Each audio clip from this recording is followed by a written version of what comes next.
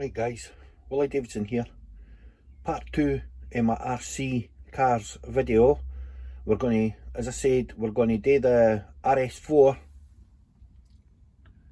It's a Sport 2 instruction manual. We'll quickly go through that and then I'll get the cover off the car and I'll let you have a look and we'll see what the car's like inside. It's electric, 110 scale. As I say, it's been a great wee car. I was racing them back in 2001, so the cars are around 20-year-old, eh? As I say, they've been kept in a box on that so that it's not been sitting on the suspension. Then it's been sitting with the block underneath it on the chassis, so they've been kind of stored alright, eh? So let's get fired into this. Right, this is a cover, the rs4 Sport 2 second generation sport kit. Now, I built this car. That car came in bits and I had to build the whole thing behind, and if I didn't hear that I wouldn't have been able to do it. So anyway, let's open her up, have a look guys, and see what's in it. Right, obviously first page, we'll go down it, that's tools and equipment. So that's obviously what you needed for when you had to build it. Okay, across here, I'll just say I'm going to try and not go too quick, so I need you to, if some of you have maybe got one of these cars and lost the manual, you'll be able to get information off it for something you're maybe needing, or anyway, that's page 3, 4 and 5. Right guys, as I say, I just work my way down it. As I say, if you've seen the first video, you'll ken what I was going on about this. As I say, there's parts. You can pause your screen and as I say, I'll let you see the parts, what they're like. I don't actually know if you can still buy parts for this car, to be honest with you. I've got new batteries for it. As I say, I'm going to take them out and have a shot of them. But as I say, I didn't go out to plan on crashing them to try and break them, just in case you can't. You probably can. I'm getting dazzled with this light, guys. You probably can get bits for them, but I don't want to take a chance.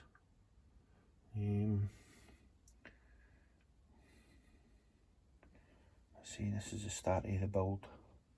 As I say, I've done all that. You just get in the house, get a table, get it cleared, get everything up on it, and just get nobody to disturb you and just focus what you're doing. And obviously with the screws going into plastic and that, you need your Loctite and all that to make sure when your screws goes in that they're not going to come loose with the vibration or the torque of the belts turning the wheels and that, because a lot of folk underestimate the power in these wee things. I mean, some of these wee cars will do up to 60 miles an hour, and I mean, that's fast. That's in an instant, if you can what I mean. Yep. I say, some of you might find this bit a wee bit boring, but I thought, I've got the manuals, I'm as well showing it. At least if somebody gets a wee bit of information off it, if somebody needs it, if they're into your RC racing and that, it's there. If I can see it, you can see it. That's my new motto. Okay. Can't even remember, guys, how long this took me to build it, but I really did enjoy doing it. I had all the tools and all that there, and as I say, I had the peace and quiet, and I kind of couldn't just do it in one night, because you want to take your time and make sure when you do it right, if you know what I mean. All the bits and assembly and focused. Right, okay. We're getting there. Okay. Yeah. That's the front end. Right.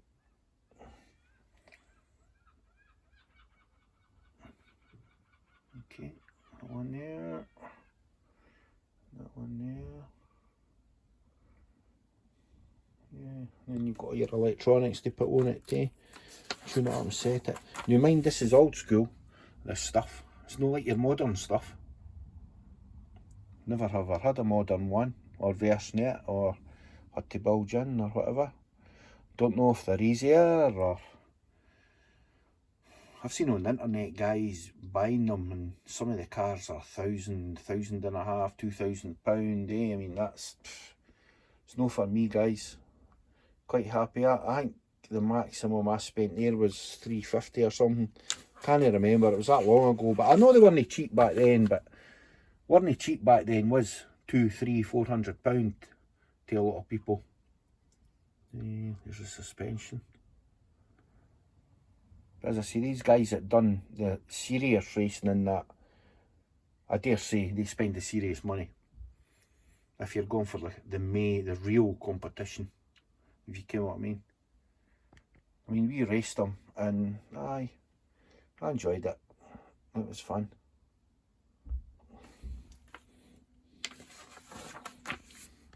You had your foam inserts for in your wheels. Some of them I used, some of them I didn't. And then you had to glue your tyres onto your rims. That was a bit of a nightmare when you had to cut them off for to put new tyres on. Because back then, tyres and wheels, they weren't cheap. Back in the days, they weren't cheap. Got that still. Right, how we doing? That's the shell. It's not what's on it like, but you get the gist of it. Okay. That there. Then your gear ratios, guys. Gear ratios. Right. As I say, I just work doing it slowly. You can pause it if there's something you're wanting to look at. Right. So your parts and numbers. I'll just go down a wee bit of stop. Down a wee bit of stop. Down a wee bit of stop. And that's that page. A wee bit of stop. Stop. Wee bit of stop. And then I'll do both pages.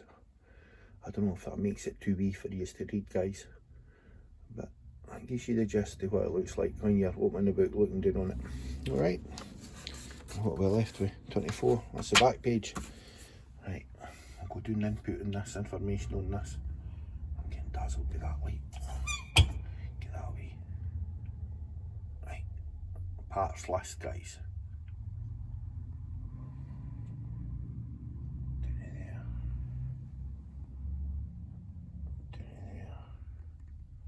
That's it. Right, okay, so let's just say that's that out of the road, right?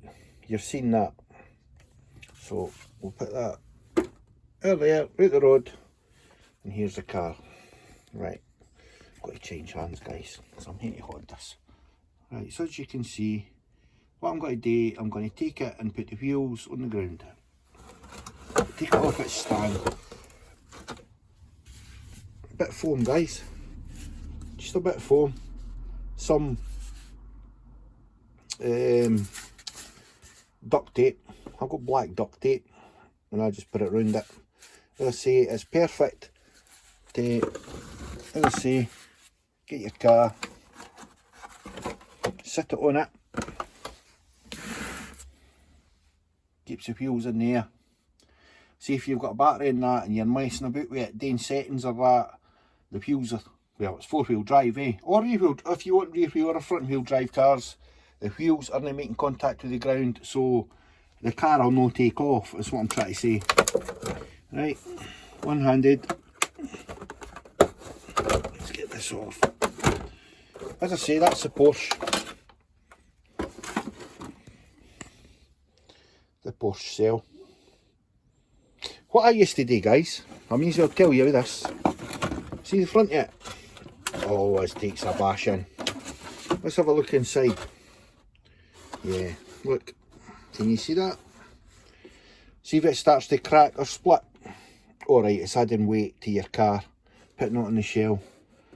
Duct tape, black duct tape, and it just gives your shell a wee bit more life, guys. I mean, look, that's busted. It's been raced, it's been crashed.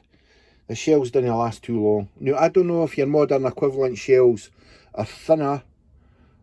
I suppose everything nowadays is getting made cheaper, and they are quite good quality shells. But as I say, when they start cracking, you can about it. So, as I say, I put duct tape into the back of it, and it holds it in place. Right, here's the car. This is the antenna, it goes down, and in that wee hole there. In that wee hole there. Okay, as I say, he's kind of bending that a bit, guys. That's what it is. That's your power button. Let's see, there's no battery in it.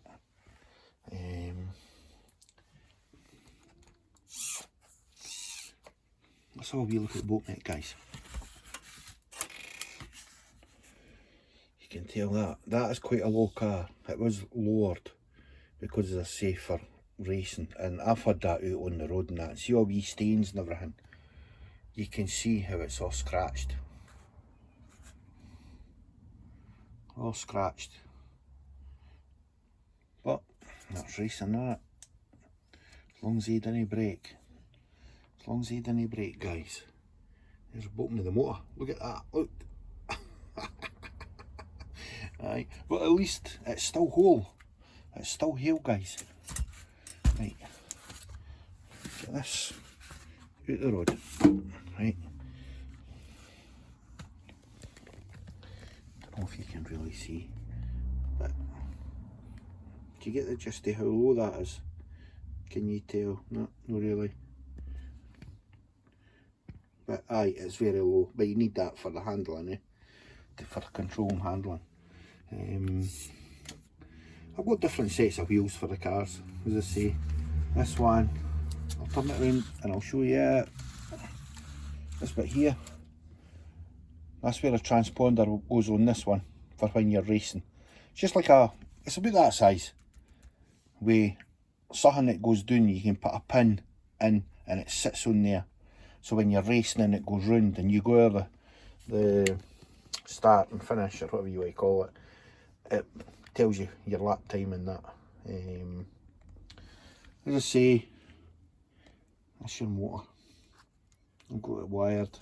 Same with this one as the last gen. I chopped off the Tamiya clips. I didn't like them, and I just used them.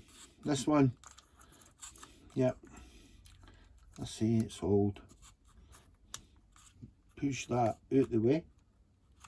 Squeeze them in.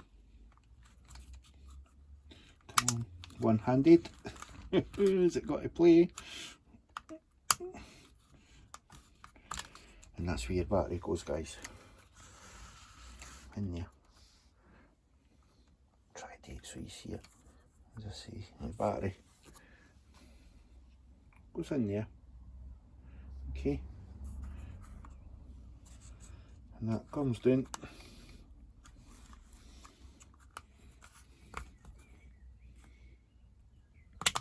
And locks.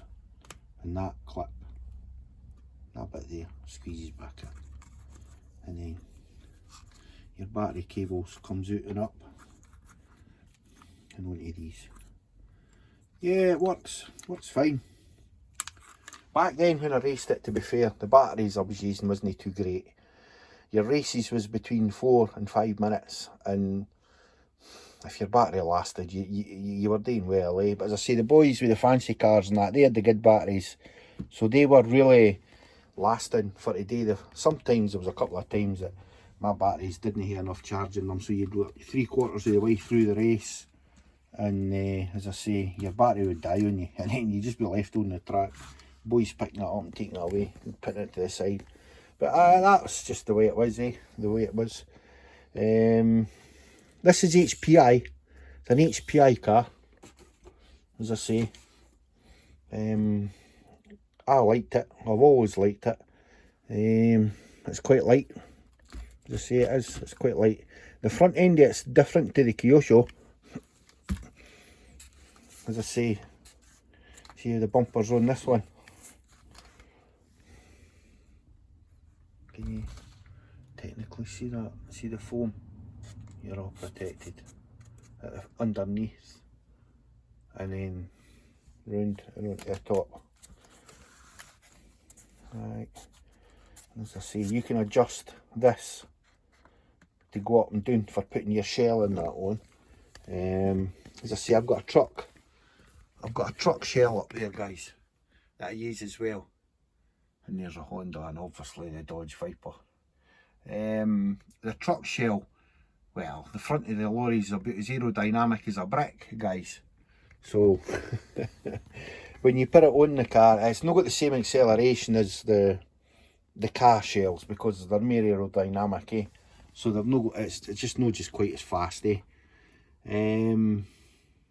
Right, let's have a wee look at the speed controllers and that's on this, and the servos and that.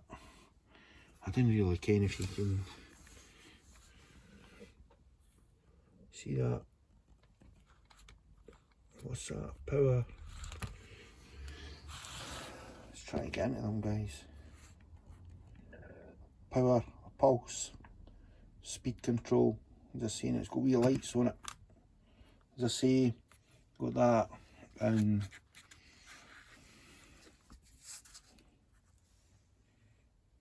I think that's the same one as what's on that other car, Kyosho. Perfects. Aye, perfects. Right. As I say, there's your gearing. You know that gearing can be changed to fancy coloured stuff and all that. Again, like how that's purple. But I was never really, to be honest with you guys, into all that much fanciness yet. As I say, as long as the car done what it does, aye, does the job. These shocks, I think, can't really remember. Are they oil filled? I'm not really sure, but I can't mind, to be honest with you guys. But that was a dearer car, so maybe that is. It does feel smooth, eh? Yeah. It's got its wee belt there for rear wheel drive. See the wee belt, and then the big long belt to the front. Alright. Anyway, guys, that's 18 minutes again. What I'll do is, if you like this one, do you have one of these cars? HPI, one like this, for your old school type. Like, subscribe and share, guys. I'm going to do part 3. What I'll do is on the Hyper 10, which is this one. I'll bring that up to the table and we'll hear a wee chat about that, and I'll show you that one. That one's a petrol one. Yeah, and as I say, everybody take care. If I can see it, so can you. Take care. Bye bye.